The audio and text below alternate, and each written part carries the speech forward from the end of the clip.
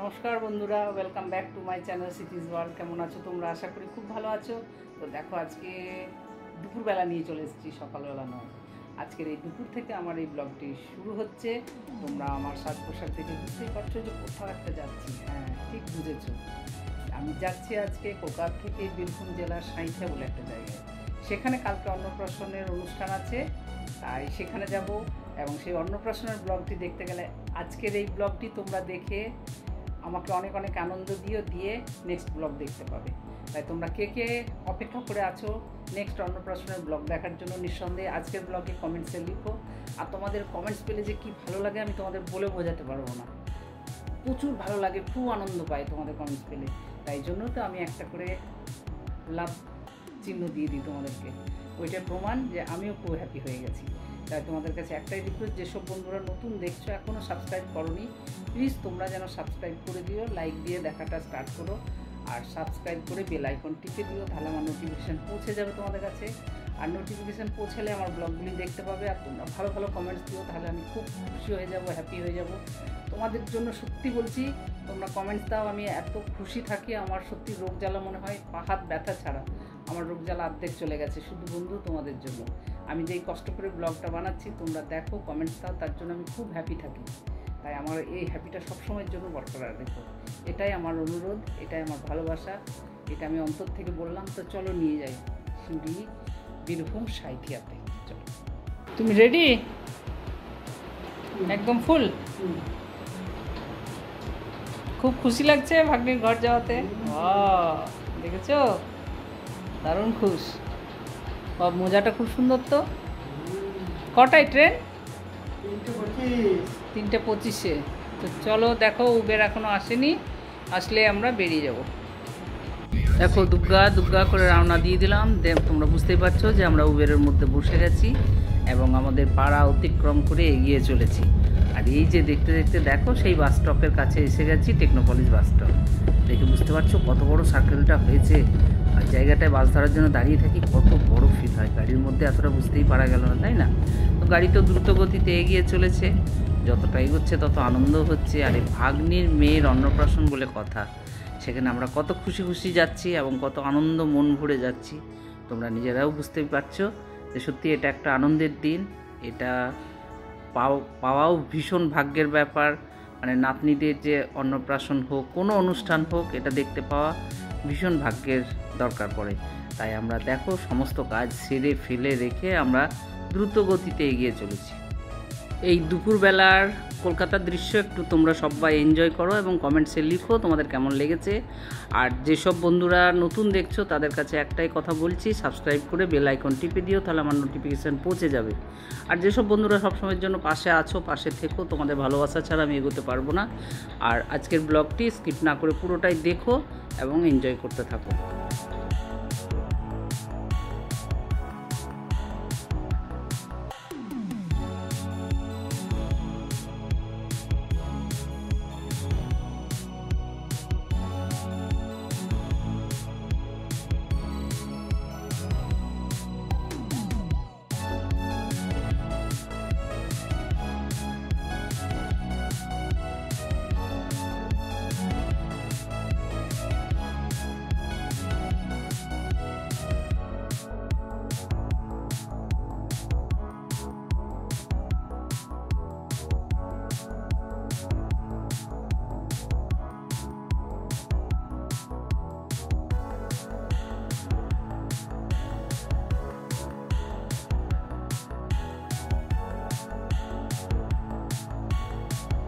দেখো দেখতে দেখতে আমরা হাওড়া ব্রিজের উপরে উঠে গেলাম। এত ট্রাফিক ছিল, ভাবতেও পারিনি যে হাওড়া পৌঁছাবো টাইম মতন। যদি বাসে আসতাম তাহলে তো পারতামই না, যার জন্য আমাদের উবের করতে হলো। উবের করে এসেও কিন্তু প্রচুর ট্রাফিক পেয়েছি। যাই হোক, আলটিমেটলি আমরা হাওড়া ব্রিজ ক্রস করে গেলাম, হাওড়ার দিকে পৌঁছেই গেলাম। আর হয়তো 2-3 মিনিটের মধ্যেই হাওড়া স্টেশনে নেমে যাব। তো মনের একটা খুশি আলাদাই হচ্ছে। এখন গিয়ে ঝটপট টিকিট কাটতে হবে। আমার তো আর টিকিট কাটা নেই, গিয়ে লাইন দিয়ে কাটতে হবে। এখন কতটা ভিড় থাকে দেখি। ওই দিন তো বিধাননগরে তো প্রচুর ভিড় ছিল, আজকে কতটা ভিড় পাবো জানি না, দেখাই যাক, গিয়েই বুঝতে পারবো। আর এই যে দেখো হাওড়া স্টেশনে নেমেও গেছি, এখন নেমে হাঁটা শুরু করেছি। দেখো টিকিট কাউন্টারে এসে গেছে, একদম ভিড় নেই। একদম অবাক যে 2 মিনিটও লাগলো না টিকিট কাটতে। যাই হোক, আমার হাজব্যান্ড টিকিট কেটে নিল এবং খুব তাড়াতাড়ি ঝটপট হয়েও গেল। আমি ততক্ষণে ক্যামেরাটা একটু ঘুরিয়ে সবার দিকে তাকিয়ে দেখো কাউন্টারগুলো সব খালি। খুব ভালো লাগলো এই জায়গাটা, একদম ভিড়ভাট্টা নেই। আর এই যে স্টেশনের মধ্যে যে জিনিসটা নিঃসন্দেহে হাওড়া এসেছে, তোমরা দেখেছো, তবুও আমি আবার দেখালাম। হাওড়া ব্রিজে এই হাওড়া স্টেশন সরি যখনই আসি স্টেশনের ভেতরে কিন্তু এতটাই দেখতে পাই সব শুয়ে থাকে, কেউ খাবার খায়, কেউ থেকে স্নান করে আসছে, কেউ বসে বসে তাস খেলে। আর দেখো আমরা এখানে 9 নম্বর প্ল্যাটফর্মে ঢুকে গেছি। দেখি ট্রেনটা দাঁড়িয়ে আছে, এই ট্রেনে করেই আমরা রওনা দেব। তাই জন্য খুবই ভালো লাগলো। এটা হচ্ছে মালদা ইন্টারসিটি এক্সপ্রেস। দেখো ট্রেনটা দাঁড়িয়ে আছে। এখন ভিড় দেখে মনে হচ্ছে প্রতিটা বগিতেই কিন্তু প্রচুর ভিড় আছে। এখন কোথায় জায়গা পাই, কোথায় কি দেখাই যাক। আর এই যে যেতে যেতে এসি বগিটা দেখে মন ভরে গেল। আহা হা, আমার কি এসি বগির মধ্যে টিকিট আছে নাকি? না না না, টিকিট তো করিনি, টিকিট তো আমি নর্মাল টিকিট করেছি, কিন্তু দেখে মনে হচ্ছে গিয়ে বসি। আরে বাবা না, এতটা গরম নেই যে এসিতে যেতে হবে, নর্মালে গেলেও কিন্তু খুব ভালোভাবেই যাব। আর এই যে রওনা দিয়ে দিয়েছি, কিন্তু এতটাই ভিড় ছিল ট্রেনটার মধ্যে। আর যেহেতু আমি জানলার ধারে জায়গা পাইনি, তাই জন্য আমি কিন্তু ভিডিও নিতে পারিনি। কাউকে রিকোয়েস্ট করে, একটা বোন ছিল জানলার ধারে, তাকে বলে আমি ভিডিওটা তার হাত দিয়ে তোলা করালাম যে আমার জন্য একটু ভিডিওটা নাও, আমি বন্ধুদের সাথে একটু অন্ততপক্ষে যাওয়ার দৃশ্য তো কিছু একটা দেখায়। আর এই যে সাথে সাথে রেল লাইনটাও ঠিক মনে হচ্ছে আমাদের সাথেই চললো। চলো তোমাদেরকেও ভোজবাড়ি নিয়ে যায়, অন্নপ্রাশন বাড়িতে একটু তোমরাও এনজয় করে আসবে রেল লাইন, তাই তো মনে হচ্ছে। আর এই দেখতে দেখতে দেখো অনেকটা রাস্তা অতিক্রম করে গেছি। এটা বর্ধমান জেলার শক্তিগড় সমতলে যেটা রেল লাইন প্লাস যে হাই রোড, এটা সমানে সমানে যেটাই যায় সেটাই হচ্ছে শক্তিগড় ঢুকবে সেই জায়গা। তো যখন আমি বাসে ট্রাভেল করি তখন তো তোমাদের সাথে সবসময় শেয়ার করি শক্তিগড়ের দৃশ্য। আর এটা আমি ট্রেনে যেতে যেতেও সেই সুযোগটা পেলাম, কারোর থ্রুতে ভিডিওটা তুলে তোমাদের কাছে এটা তুলে ধরতে পারলাম যে দেখো আমরা শক্তিগড় ক্রস করছি। এটা শক্তিগড় স্টেশন, এখানে তো কোনো ট্রেনটা দাঁড়াবে না। এখন সোজা গিয়ে বর্ধমান, এখান থেকে হয়তো আরও 10 মিনিটের রাস্তা বর্ধমান পৌঁছে গেলেই তারপরে বীরভূম ঢুকবে। মানে মনের একটা খুশি আলাদা, যদিও বীরভূমে যাচ্ছি অথচ আমি আমার বাবার সাথে দেখা করতে পারবো না, সেটা তো একটা মনে চঞ্চলতা বা মনটা খারাপ থাকেও। কিন্তু তবুও যেহেতু অনুষ্ঠান বাড়ি যাচ্ছি, ভাগ্নির শ্বশুর বাড়ি যাচ্ছি, প্রথমবার যাচ্ছি, মনে একটা আনন্দ উৎসুক তো জেগেই আছে। তারপরে একটা অন্নপ্রাশন আছে, সেখানে আমি তোমাদের জন্য ভালো ব্লগ করতে পারবো, সেটাও একটা মনে আনন্দ পাচ্ছি। আর এই সবুজে ভরা যে বর্ধমান জেলা, সেটা অতিক্রম করে যাচ্ছি। দেখো কত সুন্দর দৃশ্য না, আহা, মন ভরে যাচ্ছে দেখে। সোনার ফসলে ভরা দৃশ্য, কি সুন্দর লাগছে, একদম মন কেড়ে নিচ্ছে এরকম একটা দৃশ্য। দেখতে দেখতে অনেকটা রাস্তা পৌঁছে গেছি। এখন এটা পৌঁছে গেলাম সাঁইথিয়া স্টেশনে। দেখো অন্ধকার হয়ে গেছে, সন্ধ্যেবেলা এখন ঘড়ির কাঁটায় 7:30 বাজে। আমি তার আগে যেহেতু অন্ধকারের দৃশ্য ছিল বলে কোনো তোমাদের জন্য আমি ভিডিও তুলতে পারিনি। একদম সোজা নেবে ফ্লাইওভার থেকে আমি তুলছি যে সাঁইথিয়া জংশন। দেখেছো কতগুলো ট্রেন দাঁড়িয়ে, মালগাড়ি দাঁড়িয়ে, কত বড় একটা জংশন। আমি যদি বা এখান থেকে অনেকবারই ট্রেন ধরেছি, কিন্তু এই সাঁইথিয়াতে প্রথমবার নেমে কোথাও আমি রাত্রি বাস করব, এটা আমার জন্য ফার্স্ট টাইম। তাই জন্য দেখো তোমাদের কাছে আমি তুলে ধরতে পারলাম পুরোটাই। আর এই যে বেরিয়ে চলে এসেছি একদম স্টেশনের বাইরে। এটা স্টেশনের গায়েই একটা নন্দিকেশ্বরী যে মাতার মন্দির, সেই মন্দির। এখানে কালকে অক্ষয় তৃতীয়ার পুজো হবে। তাই আমরা আজকে যেহেতু ট্রাভেল করে এসেছি, আজকে জানতাম না, চিনতাম না, টোটোওয়ালার কাছের থেকে জানতে পারলাম এখানে কালকে সকালে আসবো তোমাদের জন্য অন্য একটা ব্লগ নিয়ে। তো সেই ব্লগটাও পুরোটাই দেখো, তাহলেই বুঝতে পেরে যাবে মাতা নন্দিকেশ্বরীর মন্দিরের। দেখেছো অনেক ভিড় আছে, লম্বা লাইন আছে। আমরা দূরের থেকে মাকে প্রণাম জানিয়ে আমরা এখান থেকে রওনা দেব, কারণ ট্রাভেল করে এসেছি, হাত মুখ ধোয়া নেই, এই জন্য আর ভেতরে ঢুকলাম না। তারপরে জিনিসপত্র আছে সাথে, সেই জন্য আরোই গেলাম না। কালকে আমরা সকালবেলা স্নান ধান করে চলে আসবো মায়ের পুজো দিতে। আর এই যে দেখো একটা টোটো পেয়ে গেছি, টোটোয় বসেও পড়েছি। এবং এখানে একটা মিষ্টির দোকান ছিল, মিষ্টি নিলাম না, কেননা ভালো মিষ্টির দোকান থেকে ভালো মিষ্টি নিতে হবে। ব্যয়কুটুম বাড়ি, তারপরে আবার ভাগ্নির শ্বশুর বাড়ি, প্রথমবার যাচ্ছি, সব কিছু রীতি রেওয়াজ মেনেই চলতে হবে। তাই জন্য আমরা যাচ্ছি এখন টোটোয় করে একটা মিষ্টির দোকানে, সেখানে দাঁড়াবো। তো বন্ধুরা তোমরাও কি খাবে সাঁইথিয়ার মিষ্টি? খাবে তাহলে দিল থেমে বসে থেকো এবং ভিডিওটা পুরোটাই ওয়াচ করো, তোমাদের জন্যই কিন্তু এই ভিডিও নেওয়া। এই যে দেখো মিষ্টির দোকানে এসে গেছে, কিন্তু আমি নামিনি, আমি টোটোর মধ্যে বসে আছি। গেল আমার হাজব্যান্ড আর আমার ননদের দেওর, দুজনে মিলে মিষ্টি নিতে গেছে। তাই আমি দূরের থেকেই তোমাদের জন্য ভিডিওটা তুলে দেখালাম যে এটা হচ্ছে মিষ্টির দোকান। দেখো কত মিষ্টি কিনে নিয়ে যাচ্ছে।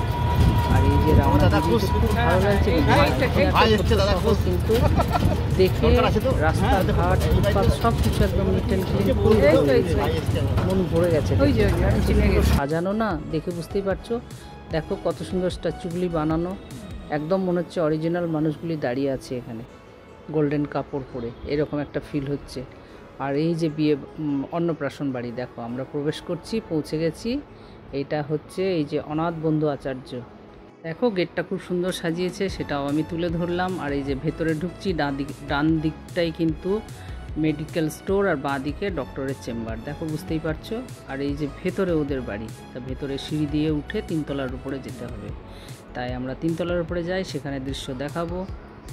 আর এই যে উপরে উঠতেই দেখেছো আজকে দুপুরবেলা সব তত্ত্ব নিয়ে এসেছিলো, অন্নপ্রাশনের তত্ত্ব দিয়ে গেছে বাচ্চাটার জন্য।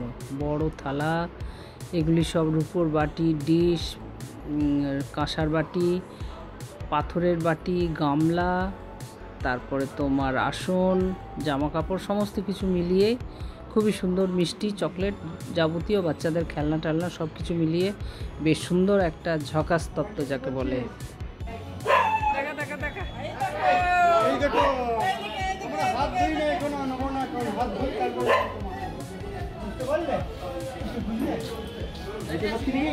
আমরা তো এসে পৌঁছে গেছি আমাদের কিউট নাতনিটাকে দেখলে। আর এই যে দেখো এখন পর্ব চলছে রাত্রি 8টার সময় মুড়ি খাওয়ার। সবাই মিলে বলছে না মুড়ি খেতে হবে। আমরা তো ট্রেনের মধ্যে ঝালমুড়ি খেয়ে এসেছি, এতটা ইচ্ছা নেই। এসে আবার মিষ্টি জল দিল, শরবত দিল, তারপরে আর কি মুড়ি খেতে পারি, কিন্তু রিকোয়েস্ট খেতেই হবে। আর গাছপালা দেখেছো, ছাতের মধ্যে প্রচুর গাছ, আমার যেটা ভালো লাগে সেইটা পেয়ে গেছি। আর এই যে দেখো খাবো না, তাও সে দেবে অল্প করে মুড়ি। আমি বলেছি আর দেবো না, আবার তুলতেই চাচ্ছে। আমার না না ওই অল্প, তোমাদের রিকোয়েস্টে ভালোবাসার খাতিরে আমি একটু খাবো।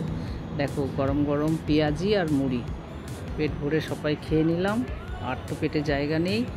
এখন দেখো কত লোকজন এসেছে এখানে, সবাই মিলে একটু আনন্দ করছে, এনজয় করছে। এরপর আবার হয়তো 2 ঘন্টা পরেই ডিনার, তাই না? তাই পেটে জায়গা থাকে, কাজের বাড়ি আসলে এই খাওয়ার পর খাওয়া। আর এই গাছগুলি দেখো কত লেবু ধরেছে, দেখেছো? মন ভরে গেল লেবুটা দেখে, সত্যি কথাই। অনেক অনেক গাছ, ফুলের গাছ। আর এই যে দেখো ডিনার খাওয়ার শুরু। বললো রুটি খাবে না ভাত খাবে, আমি তো ভাত প্রিয় তাই বললাম ভাত খাবো। পেটে যদিও জায়গা নেই, বললো চিকেন আছে, একটু চিকেনের ঝোল ভাত একটুখানা খেয়ে নেবো। জাস্ট মানে রিকোয়েস্ট ওদের রাখার জন্য। খাবার সত্যি কথা একদম ইচ্ছা নেই।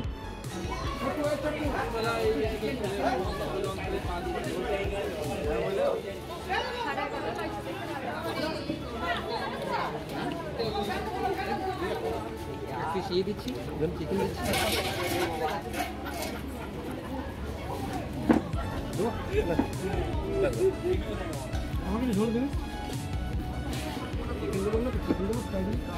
দেখো আমাদের খাওয়া দাওয়া হয়ে গেছে, খাওয়া দাওয়া করে নিচে এসেছি। এখানে একটা পাশেই গেস্ট হাউস আছে, সেখানে আমাদের রুম ভাড়া করা আছে, তাই সেই রুমে আমরা চলে যাব শুতে।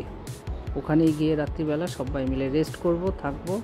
আর দেখো ওই গেস্ট হাউসে ঢোকার আগেই কত বড় একটা মন্দির দেখেছো, ভগবান শ্রীকৃষ্ণ, জয় শ্রীরাম, সব রকম ঠাকুর আছে, তাই সবাই একটু দর্শন করে নাও। যেহেতু গ্রিলে গেটে তালা পড়ে গেছে, তাই জন্য আমি গ্রিলের ফাঁকের থেকে একটু ভিডিও নিলাম।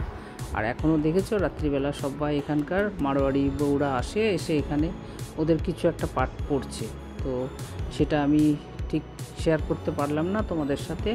আর এই যে গেস্ট হাউসের যে রুম, দেখো এই গেস্ট হাউসের রুমেই আমরা থাকবো, তাই চলে এসেছি। এখানে তালা খুলে ঢুকে যাব। তাই আজকের মতন ব্লগটি আমি এখানেই রাখছি। তোমরা সবাই খুব ভালো থেকো, আনন্দে থেকো, সুস্থ থেকো। আর আমাকেও কিন্তু ভালো ভালো লাইক কমেন্টস দিয়ে ভালো রেখো। তো দেখো কত বড় রুম, এটা কিন্তু সিমেন্টের খাট এবং বড় রুম, একটা বাথরুম, ওয়ার্ড্রপ সব রকম আছে। তাই এখানে আমরা শোবো। আজকের মতন রাখলাম। সকল বন্ধুদের গুড নাইট, অনেক ভালোবাসা দিলাম। Tata, bye bye, take care.